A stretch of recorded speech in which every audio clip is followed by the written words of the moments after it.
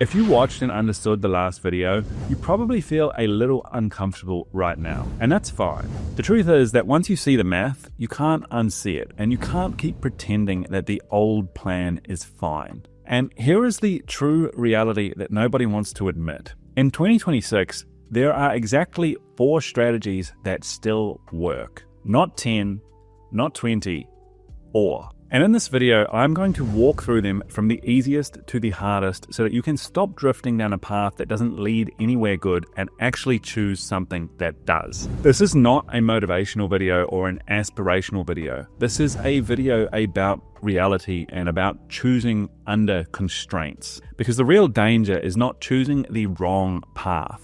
It is about drifting down a path that you never consciously chose while telling yourself the same lie that everything is going to work out fine. Now, let's be clear, every single option that I'm about to lay out has real costs. And the only question is, which cost are you willing to pay? So let's start with the easiest option and the one that a lot of people pretend doesn't exist. Because it does. There are a lot of people in the world today, in 2026, who look at the modern economy and understand it. And they decide that the formal system is a bad deal for them, that it is a rigged game. And so they make a conscious decision to not participate. What does this mean? They keep their official income low, they qualify for whatever baseline support exists, and they do bits and pieces in the informal cash economy on the side. Now, this is not theory, this is real life. Throughout my travels around the world, I've met a lot of people that are living like this. Now, they're not rich and they are not building anything impressive.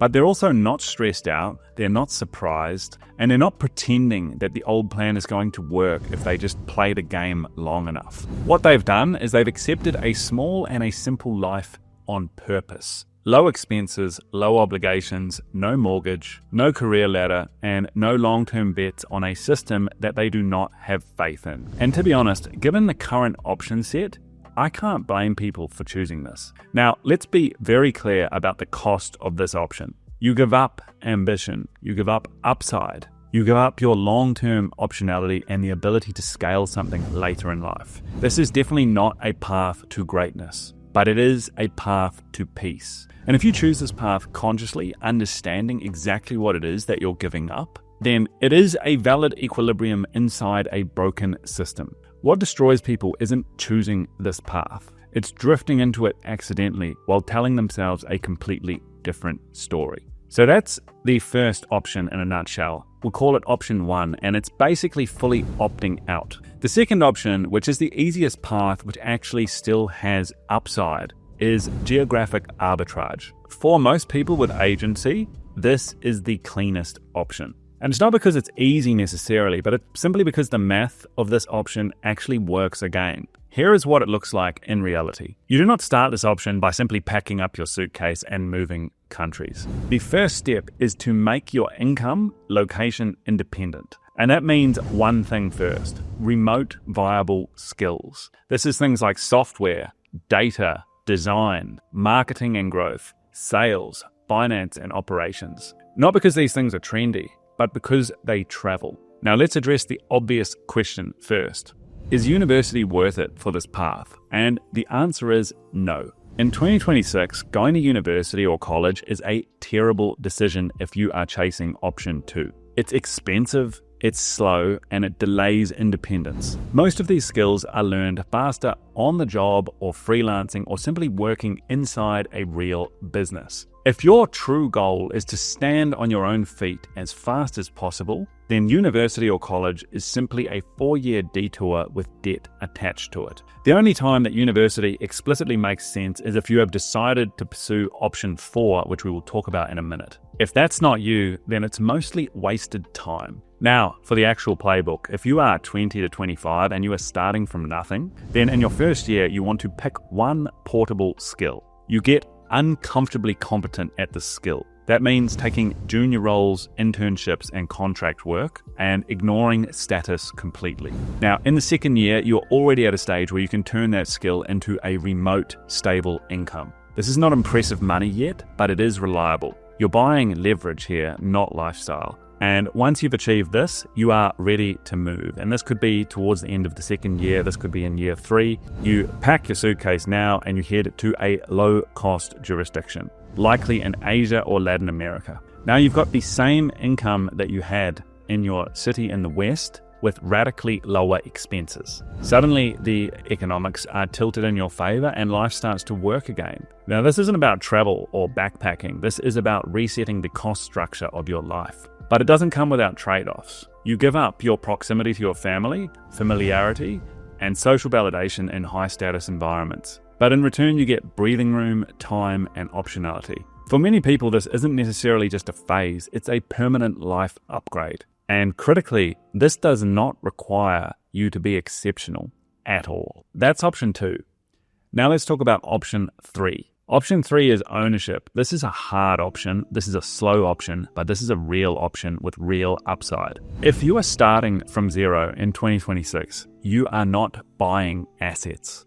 You are building them. Now, option 3 starts with skill accumulation first, not with innovative entrepreneurial ideas. In the first phase of option 3, you spend years locked in, becoming dangerous at something real. No dabbling and no trend chasing. This is building actual competence. And the next phase is that you apply those skills and competence to solve boring and real problems for paying customers in an unglamorous way. And then the final phase is that you then turn all of that into leverage. You build teams, systems, and equity. Now, this path has massive upside, but it also has, and this is key, years of uncertainty, long stretches with no validation, and a high failure rate. People fail here because they want ownership without apprenticeship. In reality, option 3 is a long game for people that can tolerate ambiguity without panicking. And this brings us to option 4, which is the hardest of all. Option 4 is extreme outperformance. Let's be clear, this is the lunatic option. The idea here is that you do not change the system, you overpower it. You need to choose a field where the top few percent earn vastly more than the median, and you commit to becoming one of them. This is things like medicine, law, engineering, or finance. Becoming the obvious authority within a narrow domain. Now, this path requires a high baseline intelligence, obsession, stamina, and a 10 to 20 year time horizon. Yes, it still works. No, it is not guaranteed. This is the hardest slog of all. So here's the part that most people miss. These options are not symmetrical. Some transition cleanly, whereas others don't. For example, you can start with option 2, geographic arbitrage, stabilize your life overseas, and then transition into option 3. Also, you can start out with option 4. You can build up reputation and capital and then transition into building a business. What you will almost never see is people going from option 3 into option 4, or people leaving option 1 late in life without regret. Option 2 is the best staging ground. It buys you time, freedom, and perspective. Option 3 is where the real leverage lives. And option 4 is for a tiny minority that are built for punishment. Now, let's kill the fantasy once and for all. Here is what no longer exists. Average effort will no longer get you an above average life. Playing it safe will not get you freedom. And following the crowd will not get you security. That era is over. And the system is not going to fix itself. So you have to choose how you respond. You either opt out, you move, you build, or you dominate. But make sure, whatever you do, you choose deliberately. Because the worst outcome is not failure. It's waking up at 40 years old and realizing something horrible you never actually chose at all. Those are the exits. Pick one.